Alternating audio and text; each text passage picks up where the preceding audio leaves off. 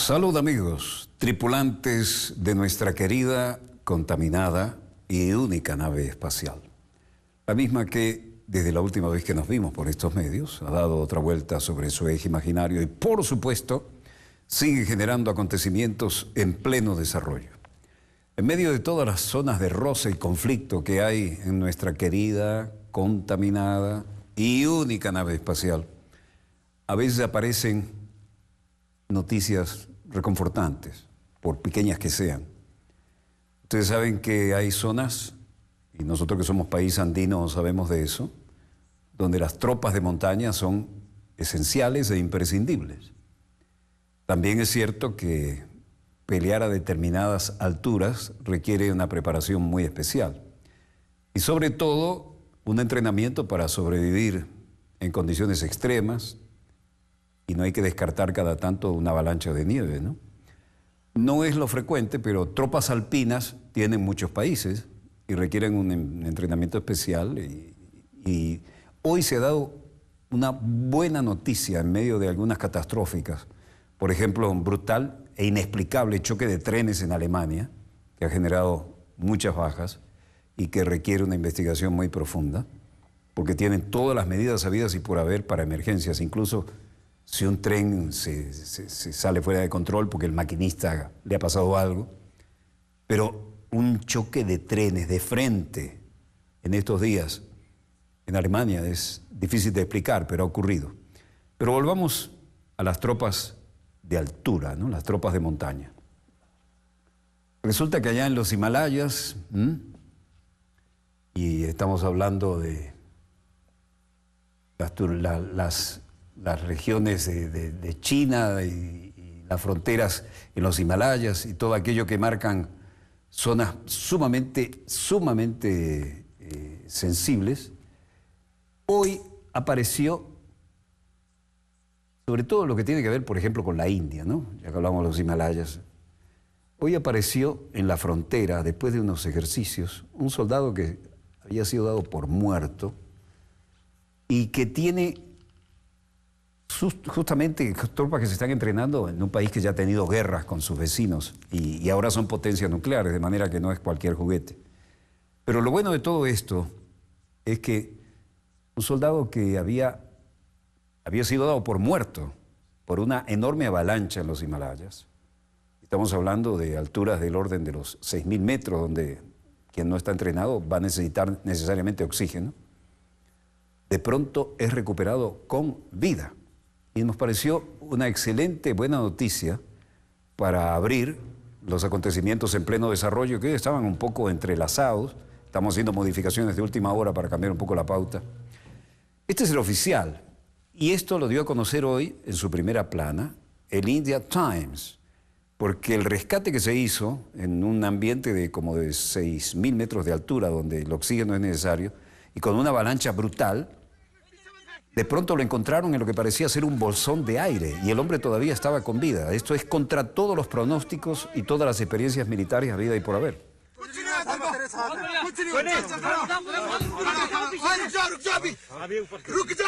Soldado vivo encontrado, soldado de la India encontrado vivo, 6 días después de una avalancha que lo enterrara en el Himalaya. Este lunes, 6 días después que él y 9 compañeros suyos fueron sepultados por una avalancha en el Himalaya, concretamente en el glaciar Siachen, cerca de la frontera entre India y Pakistán. Ustedes saben que las tropas de montaña ahí son imprescindibles porque ha habido ya confrontaciones muy graves entre India y Pakistán.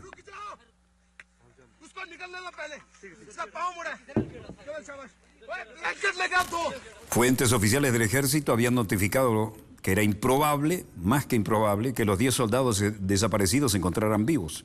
Pero a pesar de la improbabilidad, ahí va ambulancia de última generación de tecnología, el ejército anunció el lunes que Lance Naik Hanamantapa, miembro del equipo sepultado por la avalancha, había sido encontrado con vida, aunque en estado crítico, después de haber pasado 6 días enterrado bajo casi 8 metros de nieve y a 5.900 metros de altitud. Lo que estamos viendo es una especie de milagrito en un teatro de operaciones siempre siempre preocupante, ¿no? Ha habido ahí confrontaciones gravísimas. Por lo tanto, la buena noticia hizo que se moviera toda la cadena de mando. Y como corresponde, el primer ministro de la India, Narendra Modi, se fue al hospital militar y hizo acto de presencia junto con los familiares también. Un sobrino de Lance Naik Umanantapa, Ramappa Kopad, decía hoy: habíamos perdido la esperanza. Habíamos hablado con mi tío el pasado martes y el miércoles y hemos aprendido a través de la televisión que su campamento había sido golpeado por una enorme avalancha de nieve. Desde entonces no habíamos tenido ninguna información, pero hoy hemos sido sorprendidos con la información de que ha sido encontrado con vida y toda la familia está muy feliz. A esas alturas del orden de los 6.000 y más metros, salvan a un militar de su tumba de hielo en el campo de batalla, está considerado el campo de batalla más elevado del mundo. El estado es extremadamente crítico, ya que a pesar de que no sufre heridas externas, se encuentra en estado de coma y su presión arterial es muy baja. Las próximas 48 horas serán fundamentales. Estas son las tropas de montaña a las que hacemos referencia. 6 días enterrado bajo la nieve. El lugar del suceso es una de las principales zonas de conflicto de las Himalayas, los Himalayas que se disputan la India y Pakistán. Estos países combaten a más de 6.000 metros de altura sobre el nivel del mar, lo cual convierte a esta región en el campo de batalla más elevado y uno de los más fríos del mundo. En Colombo, Sri Lanka, las noticias son de otro tipo. El comisionado de las Naciones Unidas para los Derechos Humanos, Zeid Ra'ad Hussein, dice: nos estamos forzando en conseguir acuerdos de paz, pero nada contra el gobierno de Sri Lanka. El presidente ha declarado su preferencia y su posición. Hemos dicho lo que nosotros preferimos. Esperamos que haya un amplio proceso de consultas y fuera de eso vamos a ver cómo y con qué mecanismos se sale de la crisis que estamos manejando. Las Naciones Unidas da luz verde a Sri Lanka para juzgar crímenes de guerra, aún sin jueces internacionales. Desde nuestro punto de vista, son las víctimas las que en última instancia tienen la última palabra también. Y si lo que cada vez se ve en Sri Lanka decide y cuenta con el apoyo de las víctimas de todas las partes involucradas, es decir, nosotros también, si el mecanismo es imparcial e independiente, está bien para nosotros.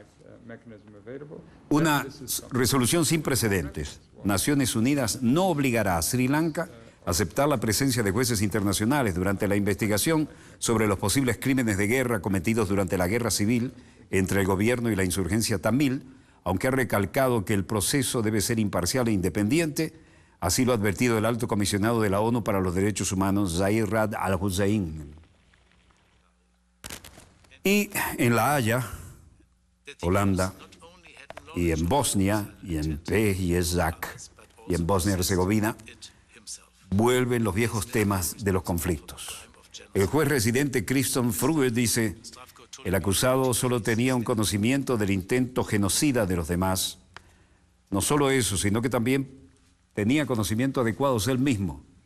Es por lo tanto responsable del delito de genocidio. Vuelven los fantasmas de la guerra que transmitimos durante tantos meses, recordarán ustedes. Svatko Tolimir, usted está condenado a cadena perpetua. Mientras tanto, muere en La Haya el general serbio-bosnio Svatko Tolimir, quien cumplía cadena perpetua por genocidio durante la sangrienta fragmentación de Yugoslavia a principios de la década de 1990. Tolimir, de 67 años, quien fue jefe de inteligencia militar en el ejército serbio-bosnio, fue declarado culpable por crímenes de genocidio, como vimos en este archivo, incluyendo el asesinato de 8.000 hombres y niños musulmanes en Srebrenica, la peor masacre en Europa desde la Segunda Guerra Mundial. El deceso de Tolimir se produjo durante la noche del lunes, indicó el portavoz. Las imágenes nos retrotraen a los dramáticos años de aquellas largas escenas de combate que durante tanto tiempo nos tocó mostrar y donde lo que habían sido hasta ese poco prósperas aldeas con un estándar de vida a su estilo, pero donde también luchaban por razones no solo patrióticas e ideológicas, sino que había diferencias de tipo ideológico y religioso. Por eso las Naciones Unidas toman papel en esto y dice que no obligará a Sri Lanka a aceptar la presencia de jueces internacionales durante la investigación sobre los posibles crímenes de guerra cometidos durante la guerra civil entre el gobierno de la insurgencia tamil, aunque ha recalcado que el proceso debe ser imparcial e independiente, como dijimos. Según Sirinesa, la participación extranjera no es necesaria para desarrollar una investigación imparcial y muchos ciudadanos de Sri Lanka se oponen a la intervención foránea.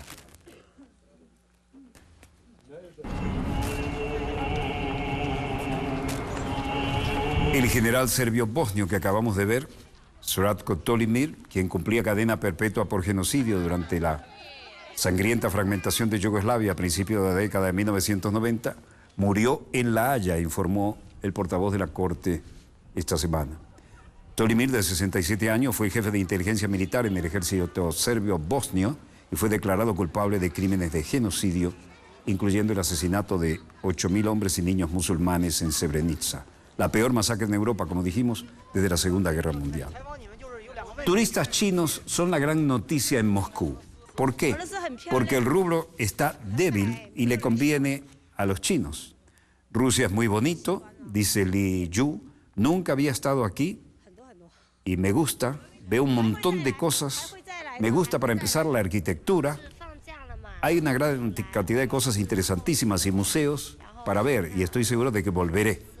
Christine dice, vine a Rusia de vacaciones como turista, nunca había visto la nieve, así que vine a ver la nieve, tengo esperanza de verla. Y Ma Yan-wei decía, cada vez más chinos vienen aquí a causa de la caída del rublo.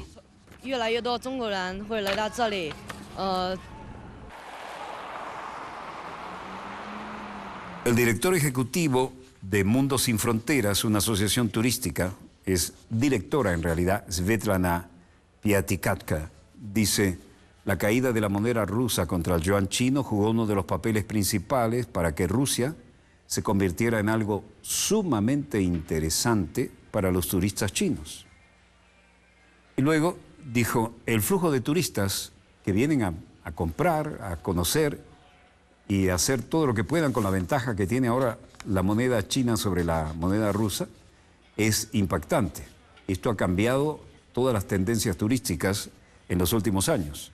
El flujo de turistas aumentó alrededor del 63%, con un turismo agrupado que representa más del 50% en el flujo de turismo. Y Un Mundo Sin Fronteras es la organización turística que hacíamos referencia. Svetlana Piatikatka es la directora y explicaba así este tremendo cambio de las tendencias. El programa Amistosa China, como he dicho, es un programa destinado a crear un ambiente cómodo aquí en Rusia para los turistas chinos. Y como ya he dicho, el flujo de turistas aumentó alrededor de 63%, sobre todo con el turismo en grupos, lo que representa más del 50% del flujo de turismo hacia la Federación Rusa. Los turistas chinos acuden a Rusia mientras el rublo cae en picado. Después de un breve paseo por la Plaza Roja, imprescindibles fotos en el muro del Kremlin, algunos de los turistas de China llevan las tiendas al centro de la capital. Y cada vez más personas llenan los hoteles y de hecho el rublo se ha devaluado tanto frente a la mayoría de las divisas principales, incluyendo al yuan, desde que la economía entró en recesión y fue golpeada por una caída de los precios mundiales de exportación de Rusia, principalmente petróleo por las sanciones de Occidente sobre las acciones de Moscú en Ucrania. Y ahora todo lo que se ve en Moscú, en las zonas hoteleras, tiene caracteres chinos. E incluso se ven muchas maneras de atraerlos y hay preparativos, ilustraciones, vidrieras y determinados comercios con temas alusivos a China. La caída de la moneda rusa ha provocado que el flujo de turistas aumentara 63% de China allí. Mientras tanto, en París, Michel Sapin, ministro francés de Finanzas, y Wolfgang Schäuble, llegaban al encuentro cumbre sobre estos temas. La reunión de ministros de Finanzas de Francia y Alemania espera que se centre en los refugiados y cómo se están logrando fondos y de dónde vienen para el financiamiento de los actos terroristas. Los ministros de Finanzas y Economía de Francia y Alemania en esta cumbre bilateral se reunieron antes de la reunión que tendrá lugar en las próximas horas en el Ministerio de Economía y Finanzas de París. Se espera que la reunión del Consejo Económico y Financiero Franco-Alemán se centre en los refugiados, de dónde sale el dinero para financiar el terrorismo y la integración en la zona euro. Mientras tanto, en Bad Aibling, en Bavaria, hay otro tipo de noticias no menos importantes. La colisión de trenes en Alemania opacaba todos estos encuentros bilaterales que tenían lugar con motivo de la situación económica y la integración europea. Aquí todos eran sonrisas. En unas pocas horas las cosas cambiarían. Ministerio de Economía y Finanzas, sede en la cual se reunían todos estos, pero del lado alemán, la pésima noticia del día. Estamos en Bad Aibling, en Bavaria. Colisión de trenes de frente en Alemania. Sorprendentemente, el número de muertos no es tan alto, 4 hasta ahora, pero 150 heridos, algunos de gravedad. Pero las últimas informaciones dicen que el número de muertos va creciendo. Y ahora se habla de 8 o 10 muertos y 150 heridos, 50 de ellos por lo menos de gravedad, en el choque frontal de 2 trenes de cercanías en el sur de Alemania, informó la policía bávara. Las ambulancias aéreas y todos los elementos de rescate se concentraron. Entre los muertos se encuentra el conductor de uno de los trenes, el otro no ha sido ubicado.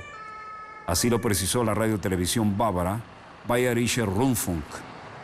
El conductor del otro tren continúa desaparecido, según la policía, que ha señalado con anterioridad que era poco probable que haya sobrevivido a la colisión debido a la enorme violencia del impacto. Se movilizaron todas las fuerzas de rescate. Los equipos de rescate temen que entre los amasijos de lo que eran 2 trenes de cercanías haya la posibilidad de encontrarse más cadáveres. Las ambulancias aéreas y de los grupos de rescate se centraron en el área más cercana. El accidente se produjo cerca de la localidad de Bad Aibling, en el estado federado de Baviera, y en el lugar se encuentran numerosos equipos de rescate con ambulancias y varios helicópteros para atender a los heridos y trasladar a los más graves a los hospitales. En declaraciones al canal de noticias NTV, el jefe de la policía de la región sur de Alta Baviera, Stefan Sonntag, señaló que el choque, al parecer, se produjo en un tramo de una sola vía.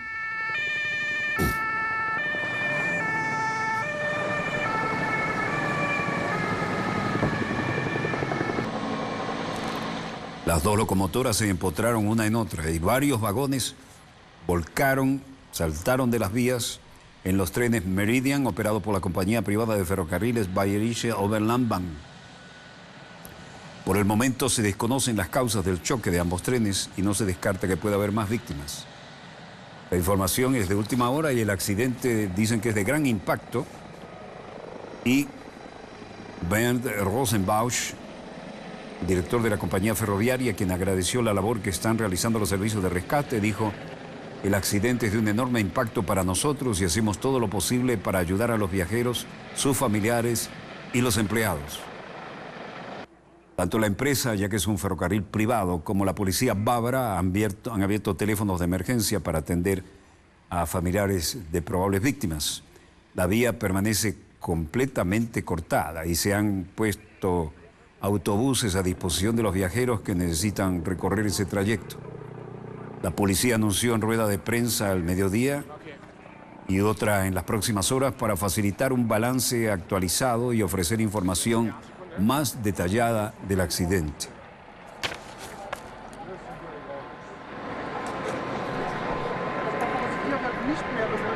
La última información que nos está llegando dice que podría ser mayor a 10 el número de muertos tras el choque de 2 trenes, choque frontal, en Bavaria. Una persona sigue aún desaparecida, informaron fuentes policiales al dar a conocer este nuevo balance de víctimas. el peor accidente ferroviario en Alemania en los últimos 5 años y el más grave del Estado Federado de Baviera desde 1975. Anteriormente, el ministro alemán de Transporte, Alexander Dobrindt, habló de momento difícil para la historia del transporte ferroviario en Alemania, al describir en conferencia de prensa la imagen aterradora que presenció, dijo así textualmente, en el lugar del siniestro. El ministro subrayó que los expertos de la Oficina Federal de Ferrocarriles que están en el lugar deberán determinar las causas del accidente y las razones técnicas o humanas por las cuales falló también el sistema de frenado automático que entra en funcionamiento cuando el tren rebasa la velocidad máxima o circula sin autorización. El accidente se produjo en una vía de sentido único, razón por la cual se dieron de frente cerca de la localidad bávara de Bad Aibling a las 5:45 GMT, y en el lugar de difícil acceso se desplazaron ya, dice este vocero, numerosos equipos de rescate con ambulancias y una decena de helicópteros para atender a los heridos y trasladar los más graves a los hospitales. Las dos locomotoras chocaron a la altura de una curva, se empotraron y varios vagones volcaron al descarrilar uno de los trenes Meridian operados por la compañía privada de ferrocarriles Bayerische Oberlandbahn. El ministro del ramo se mostró convencido de que los dos trenes implicados en el accidente colisionaron a una velocidad muy elevada, en un tramo de sentido único y en el que se puede circular solamente hasta 100 kilómetros por hora. Las tomas aéreas dan una idea de la brutalidad del impacto de frente de ambos trenes.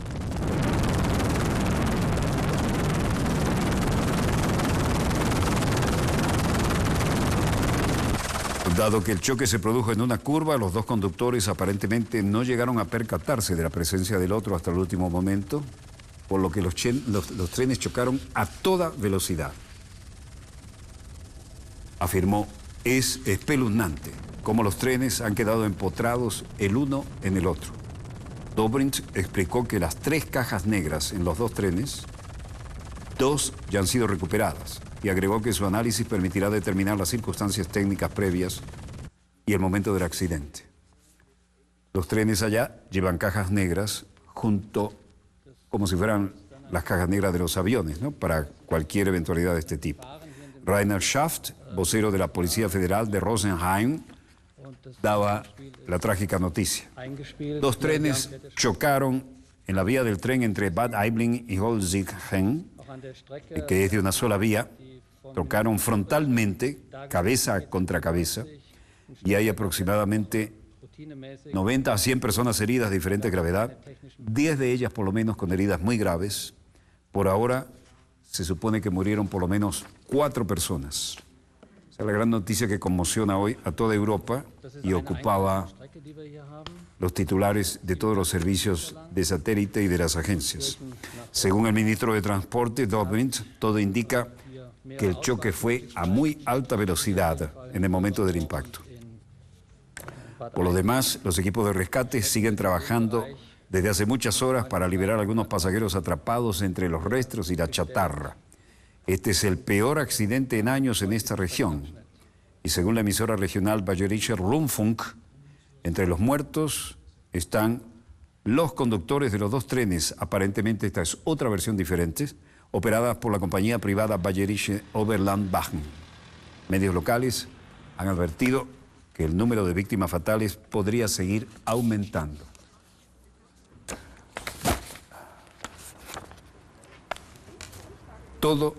Hoy toda Europa está bajo el impacto de esta información y todos los canales se refieren al choque de trenes al sur de Alemania y se considera que el número de casos fatales va a aumentar a medida que se siga revisando entre los restos de los que quedaron realmente empotrados un tren contra otro. Pese a la prudencia de las autoridades que piden esperar el resultado de las investigaciones, medios como la Deutsche Presseagentur y los diarios Süddeutsche Zeitung y Hannoversche Allgemeine Zeitung aseguran, citando fuentes de confianza, que el siniestro se debió sin duda a error humano. Las informaciones no dejan claro quién habría sido el responsable. En Bad Aibling, el gerente regional de la compañía, Klaus-Dieter Jossel, declaraba hoy. Se trata de una cooperación con las empresas de transporte que operan en esta ruta, en este caso Meridian o la Bávara Oberlandbahn, y es una cooperación de larga data. Meridian ha estado conduciendo durante años y hasta ahora nunca ha habido problemas. También nos dice el ministro Drobin que las cajas y las señales se revisaron de manera rutinaria la semana pasada. No hubo problemas técnicos en la ruta. Y luego, a otra pregunta, dijo, se trata de una ruta de una sola vía, reiteró, a 37 kilómetros de largo desde Holdrichen a Rosenheim, y no había otras alternativas. La noticia es la que sacude a Europa en estos momentos, pero en el plano político, en París, ministro de Finanzas Michel Sapin señalaba hoy que expresaba sus condolencias tras el accidente alemán. 2 trenes de pasajeros, daba las informaciones allí y decía: gracias a ustedes por su presencia, gracias a los que vinieron de Berlín y otros lugares. Me gustaría expresarles la solidaridad de forma individual y de Francia con toda Alemania, que esta mañana se vio afectada por un tremendo accidente ferroviario muy serio con varios muertos y muchos heridos. Sabemos lo que se siente experimentar en este tipo de ataques violentos contra la integridad y la vida de nuestros ciudadanos, y también sabemos cómo en estas circunstancias la solidaridad es indispensable. Por ello expresamos esto a nuestros amigos alemanes. Especulaciones de enfrentamientos siguen vigentes. Rusia necesitaría 72 horas para expulsar a toda la OTAN del Báltico. Y siguen mostrando músculo. Si mañana las tropas y los tanques rusos aparecieran en el Báltico, las fuerzas de la OTAN, superiores en armamento y tecnología, serían vencidas en 72 horas, dicen los expertos de la entidad, que consideran en un laboratorio de idea de la Fuerza Armada de Estados Unidos. Sputnik, la publicación rusa, se hacía objeto de estas declaraciones. Y siguen las maniobras mostrando músculo. Los rusos podrían tomar rápidamente el control de Riga, la capital de Letonia, y Tallinn, la capital de Estonia, concluye el organismo estadounidense en el análisis que ha puesto a muchos a pensar con inquietud por qué aparece esto a esta hora. Para prevenir este escenario hipotético, los expertos proponen a la OTAN enviar a la zona, oigan bien, 7 brigadas con armamento pesado, que sería el disuasivo para evitar que Rusia invada el Báltico. Esto parece sacado de la época de la Guerra Fría. Las condiciones no han cambiado desde décadas ahora y de pronto hablan de, para prevenir el escenario hipotético, los expertos proponen a la OTAN enviar a la zona 7 brigadas con armamento pesado que evitarían que Rusia invada el Báltico.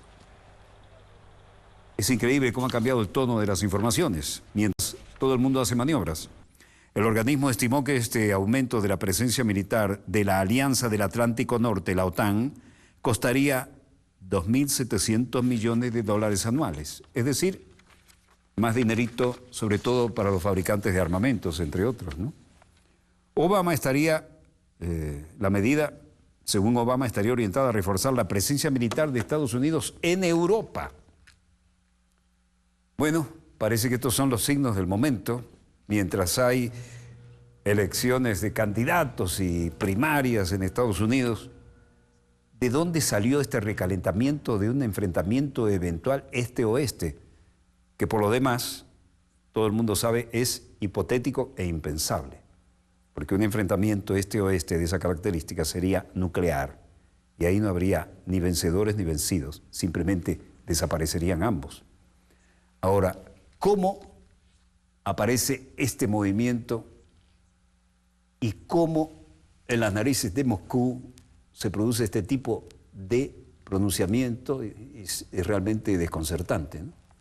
Recordemos que en la época de la Guerra Fría, la Unión Soviética de entonces llegaba hasta aquí, hasta la mitad de Berlín. Ahora están en esta frontera, que los coloca muy cerca de Moscú, pero aún así parece que muestran intranquilidad. Esto va a haber que seguirlo con atención y saber leer entre líneas estas extrañas e intranquilizantes declaraciones en un momento en que todo parecía fluir. ¿A quién interesa esto? En principio, bueno, a los fabricantes de armamento, ¿no? Pero ¿qué hay detrás de esto? Muy interesante, ¿no? Y muy inquietante. Vemos en los monitores de satélite imágenes que corresponden a noticias que no están fuera de nuestra pauta. Si fuera así y hay alguna novedad, como de costumbre lo bajaríamos de inmediato para ustedes. Breve corte y volvemos con más acontecimientos en pleno desarrollo. No se vayan, ya volvemos.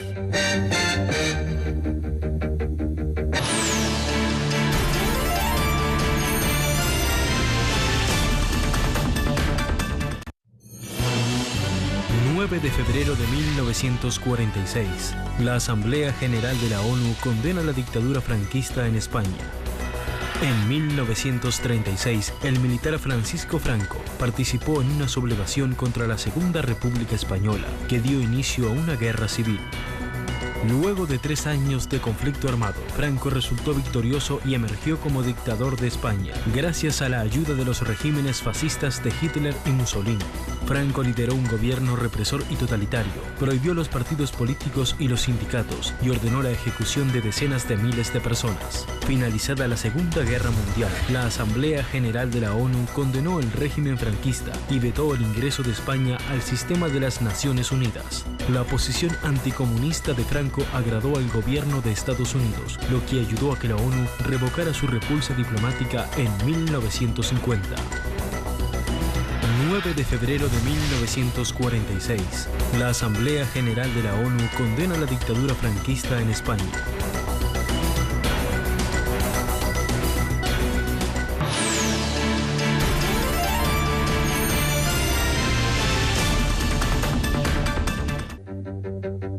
Acontecimientos en pleno desarrollo y Siria no termina de ser noticia, lamentablemente. No por las mejores. Alepo vuelve a ser noticia también.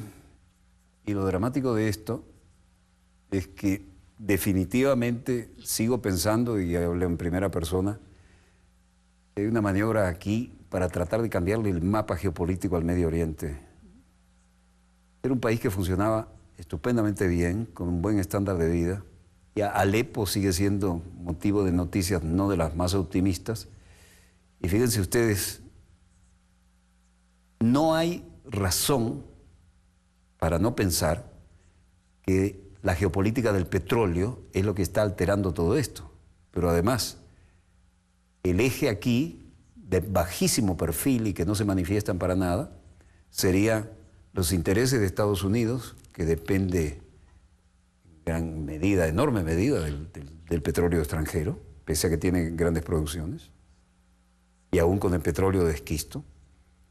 Y lo necesario para ellos es utilizar el petróleo de los demás y tratar de guardar el suyo, ¿no? Y por eso nos pone siempre en el dilema de tener que recordar que las mayores riquezas petroleras, gasíferas del mundo están aquí, a 4 o 5 días. Si quieren ponerle todo avante a un tanquero, en 4 días están acá. Ahora, el mayor consumidor del mundo tiene al mejor proveedor del mundo a esa distancia. Mientras que los demás, si usan la ruta habitual, hay que recordarlo, el Estrecho de Hormuz, por ejemplo, que es una yugular de 12 millas, y tienen que dar la ruta larga. Y eso significa no 4 a 5 días, sino 34, 35 días. ¿Les habla algo de la geopolítica del petróleo, de esa realidad? A veces hay que reiterarla porque parece inadmisible tener conflictos donde no había necesidad de tenerlos, y sobre todo cuando hay aliados privilegiados en determinada zona que juegan al de la desestabilización. Pero dejemos que sean los profesionales, los protagonistas, aquellos que manejan los acontecimientos en pleno desarrollo, para que nos muestren cómo se bate el cobre en esas latitudes. Observen esto.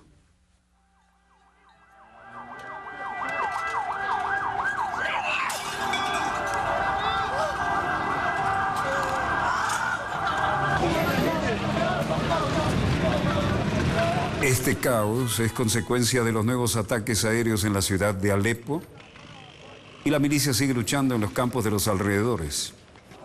El asalto respaldado, según dijeron, por ataques aéreos rusos y los combatientes de Hezbollah, iraníes y libaneses, es una gran ofensiva para recuperar el control de Alepo, que se ha dividido entre el gobierno y el control de los rebeldes durante años.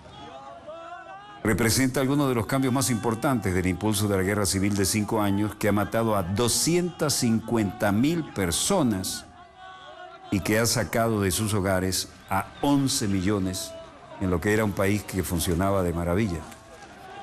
Las Naciones Unidas, martes 9 de febrero, advirtieron de una fuga masiva de nuevos refugiados si las partes controladas por los rebeldes de la ciudad eran cortadas por los combates. El canciller de Turquía, Mevlut Cavusoglu, dijo que hasta 1 millón de refugiados podrían llegar si la campaña de Rusia en Siria continúa. 50.000 personas habían llegado a las fronteras de Turquía en la última ola. No hay que recordar que cuando habla el canciller turco, habla también la OTAN, ¿no? Ankara había admitido hasta ahora 10.000 en sus fronteras y permitirían de una manera controlada algunos más, pero nadie quiere esa avalancha.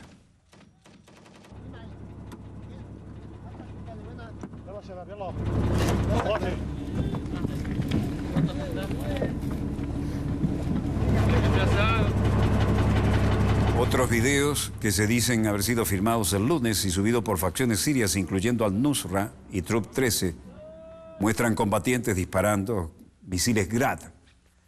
Vean esto, ¿no? Estos son 1, 2, 3, 4 por 10, 40. Y estos Grad, que tienen un tremendo impacto y que además tienen movilidad porque están montados sobre un vehículo todoterreno de alto porte, generan verdaderas lluvias de misiles sobre el territorio enemigo. ¿De dónde sale tanto armamento y quién se los da? Es una buena pregunta que hasta ahora no tiene respuesta, sobre todo en las potencias interesadas en cambiar el mapa geopolítico del Medio Oriente. Otros videos que dicen haber sido filmados este lunes, dicen, fracciones sirias, incluyendo al-Nusra, cargan los tipos de cohetes en la provincia de Alepo Norte. Mientras tanto, en la Secretaría de Estado de los Estados Unidos, John Kerry pedía hoy a Moscú unirse a los esfuerzos para lograr un alto al fuego inmediato, diciendo: actividades de Rusia en Alepo y en la región están haciendo que sea mucho más difícil llegar a la mesa de negociaciones y mucho más difícil de ser capaz de tener una conversación seria. Siquiera han comenzado antes de la lucha respaldando por ataques aéreos rusos, obligaron a las Naciones Unidas a un llamado a la retirada. Y eso lo decía el secretario de Estado, aprovechando una visita oficial.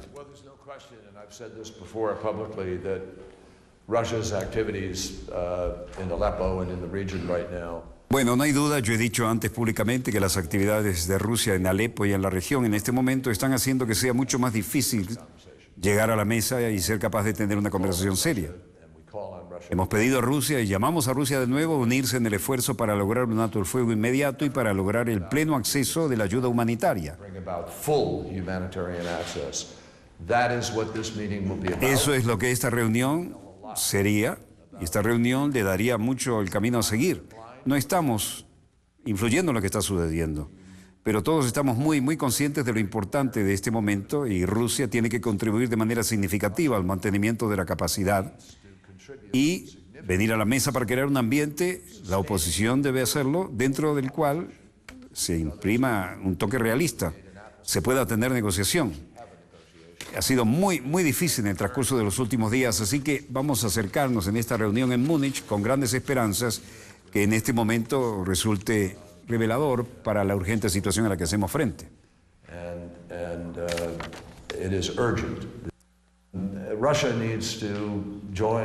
Ahí estaba hablando en la bilateral con el canciller egipcio, ¿no?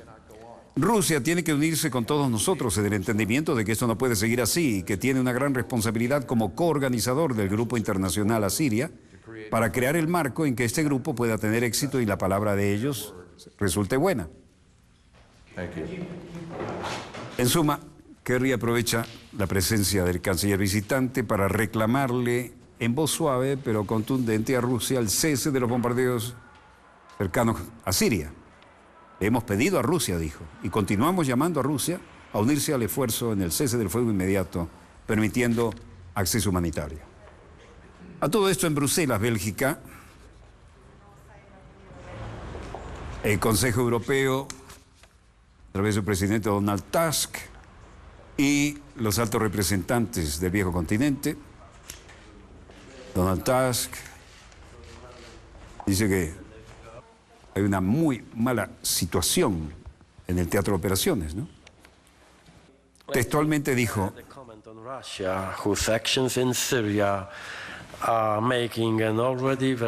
permítame añadir un comentario sobre Rusia. Vean que no improvisa, leen. La materia es muy delicada. A Rusia, cuyas acciones en Siria están haciendo la situación mala, mucho peor, como consecuencia directa de la campaña militar de Rusia. El asesinato del presidente sirio Bashar al-régimen de Assad está ganando terreno y la moderación que le pedimos a Siria está perdiendo terreno y hay miles más de refugiados que huyen hacia Turquía y hacia Europa. Claro, tenía que hablar de Turquía porque es el socio privilegiado de la OTAN que está cargando con esto también, ¿no? Georg Kvirelashvili dice, primer ministro de Georgia: Georgia todavía se enfrenta a desafíos graves y de graves consecuencias humanitarias por la ocupación, el rastreo y la anexión de sus territorios por parte de Rusia. En este sentido, valoramos mucho el apoyo incondicional de la Unión Europea para la integridad territorial de Georgia dentro de las fronteras internacionalmente reconocidas.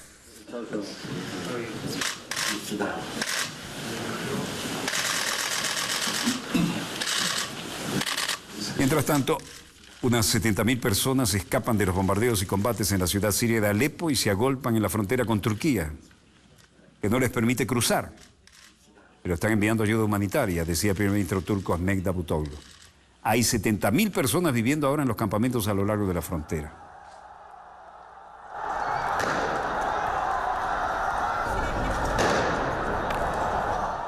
Y este encendido y violento escenario es en Hong Kong, China.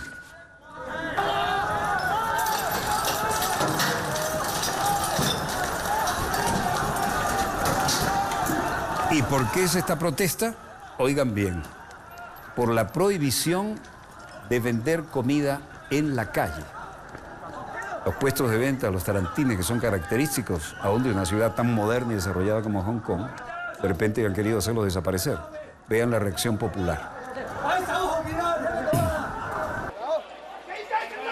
Así vivió Hong Kong su jornada más violenta desde 2014. Y esta es la revolución de las bolitas de pescado, le llaman así, por los vendedores de alimentos en la calle para que puedan continuar ejerciendo su trabajo.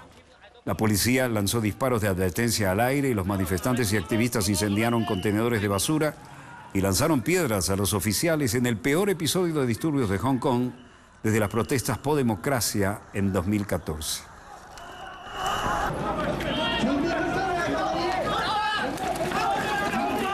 La decisión del gobierno chino de despejar el mercado central de Hong Kong de los vendedores ambulantes de alimentos que no cuentan con licencia, solo a ellos afecta, los que no cuentan con licencia, provocó una ola de manifestaciones que terminaron en una noche caótica de enfrentamiento entre las fuerzas de seguridad y los manifestantes. Resultados: 44 policías y periodistas que reportaban heridos. Los enfrentamientos estallaron a las 10 de la noche mientras los inspectores de higiene y alimentación intentaban retirar los puestos de comida ilegales situados en el cruce entre las calles Poland y Shantung en el distrito Mong Kok.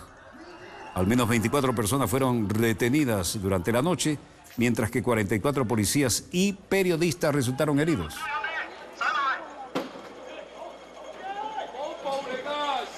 La tensión se intensificó después que se unieran a la manifestación algunos de los grupos locales más radicales.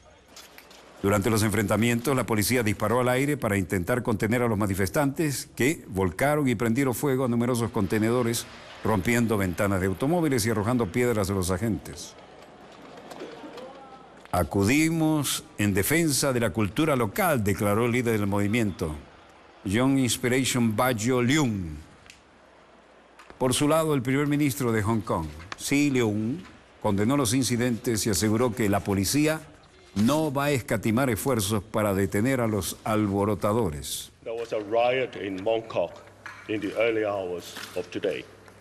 A few hundred mobs. Precisamente aquí está la declaración oficial del jefe ejecutivo de Hong Kong, Leung Chun-ying, quien decía: hubo un gran alboroto en Mongkok en las primeras horas del día de hoy y unos cientos de turbas atacaron a los agentes de policía y los medios de comunicación en Mongkok.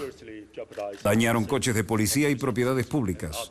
Los actos cometidos y los incendios provocados se sumaron al lanzamiento de ladrillos y otros objetos contundentes contra agentes de policía, incluyendo aquellos que ya habían sido heridos y fueron tirados en el suelo, poniendo seriamente en peligro la seguridad de los agentes de la policía y otras personas en el sitio.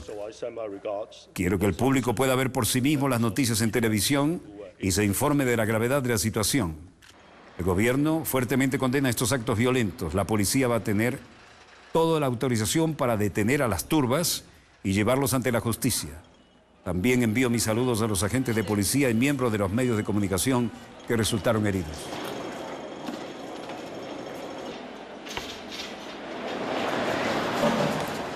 Difícilmente se recuerda un caos de esta magnitud en Hong Kong, normalmente muy laboriosa y muy trabajadora ciudad.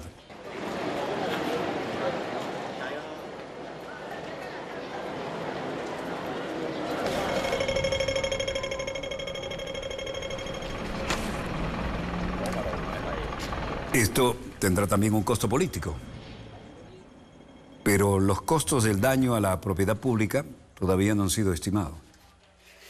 Además, los medios de comunicación y los medios de transporte público tuvieron que ser cerrados también. Esta es la dieta del Parlamento japonés. El primer ministro japonés Shinzo Abe dice: Corea del Norte siguió adelante con el lanzamiento de su misil balístico. Es una conducta que pueda nunca ser aceptada y es una clara violación de las resoluciones del Consejo de Seguridad de las Naciones Unidas.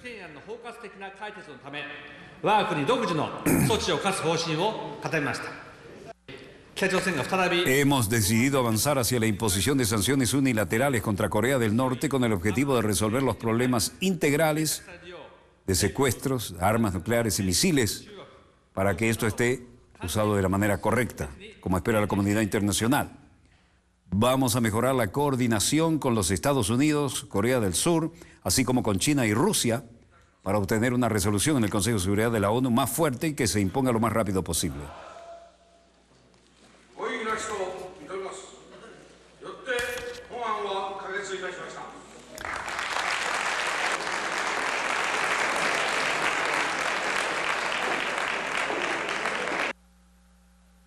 Mientras tanto, la presidenta de Corea del Sur, Park Geun-hye, llamó el martes al mandatario estadounidense Barack Obama y al primer ministro japonés Shinzo Abe a trabajar por unas sanciones fuertes y eficaces de la ONU.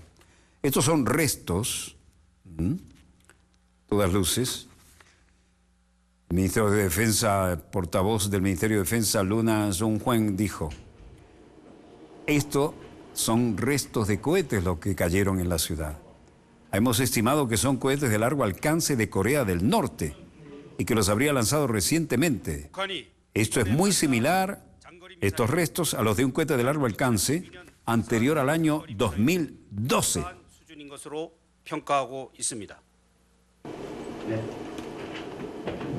Si algo faltaba para recalentar el ambiente, Corea del Sur exhibe escombros de un posible cohete norcoreano.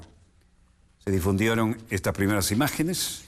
Las piezas fueron sacadas del mar al suroeste de la isla de Jeju, de Corea del Sur, poco después de que Pyongyang anunciara que había lanzado con éxito el satélite de observación a la Tierra en su órbita.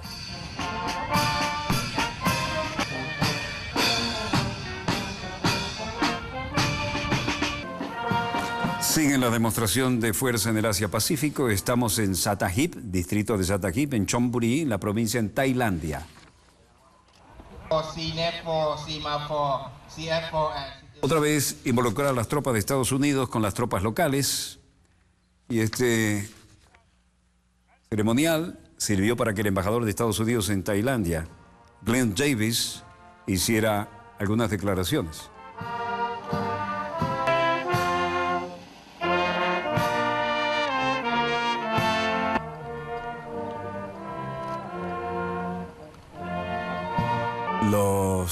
intentos de solidificar más los lazos entre Tailandia y Estados Unidos se pusieron en evidencia en estas circunstancias. Vean, ese es un Osprey llamado el fabricante de viudas. Vuela como un avión, pero puede descender y despegar como un helicóptero. Tuvo tantos accidentes que los pilotos le bautizaron el fabricante de viudas. Lazos de seguridad todavía más fuertes entre Tailandia y Estados Unidos, pese al golpe de Estado en el 2014. Embajadora de Tailandia, Glenn Davis. 2015, last year, Al igual que en 2015, el año pasado, cuando el ejercicio se orientó de manera significativa a estas maniobras redujeron las posibilidades de golpe militar, permaneceremos en un tamaño reducido en estas zonas para limitar el tipo de actividades que reflejen preocupaciones de Estados Unidos sobre acontecimientos políticos de Tailandia. A una pregunta respondió: los lazos diplomáticos no están en duda en Tailandia. Ciertamente los lazos militares y paramilitares no están en suspenso en Tailandia. Nada podría estar más lejos de la verdad en términos de lo que está ocurriendo sobre el terreno. Esta es una demostración de lo que digo y es importante. Creemos que para los Estados Unidos de América es importante seguir presente y participando en esta región de una manera significativa. Tailandeses y estadounidenses afianzan lazos de seguridad, pero todavía se siente algo del frío del golpe en 2014. Las maniobras militares más grandes de Asia y el Pacífico comenzaron en el martes con los infantes de Marina y su contraparte de Tailandia. En este ejercicio asisten unos 27 países de la zona. En Washington, keeping America safe is not just a matter of more tanks, more aircraft carriers, not just a matter of bolstering our security. Obama dijo, cada vez más mantener a América, se refería a Estados Unidos, segura, no es solo una cuestión de más tanques, más portaaviones o reforzar nuestra seguridad sobre el terreno. También nos obliga a reforzar nuestra seguridad en línea. En línea.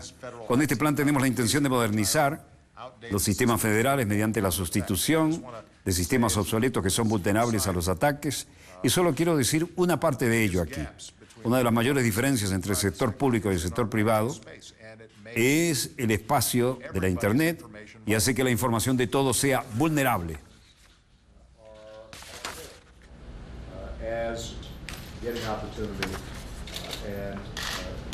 Agregó, también vamos a reformar la manera en que el gobierno maneja las respuestas a las amenazas informáticas. Vamos a invertir en la educación de seguridad cibernética. Vamos a construir sobre el trabajo que ya hemos hecho para reclutar a los mejores talentos en Estados Unidos en informática y cibernética y seguridad. Y también vamos a crear la primera oficina oficial de seguridad de información para supervisar estas actividades a través de las agencias en todo el gobierno federal, así como para asegurarnos de que el gobierno federal está interactuando de manera más eficaz con el sector privado, que obviamente contiene una enorme cantidad de infraestructura crítica, fundamental, y que tiene que ser protegido.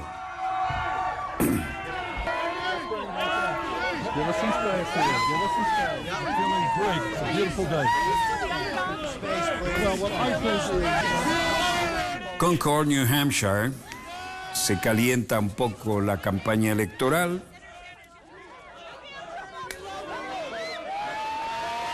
Está en pleno desarrollo la campaña y mucha gente diciendo, algunos a favor de Hillary y otros no precisamente a favor del candidato que la enfrenta en esta zona de los Estados Unidos, en New Hampshire. New Hampshire tiene un sentido importante en las elecciones porque siempre ha servido primero como termómetro y ha sido como a veces la marcadora de tendencias, ¿no? De manera que estas, que son pequeñas demostraciones de fuerza locales, tienen repercusiones mediáticas y tienen repercusión en la opinión pública.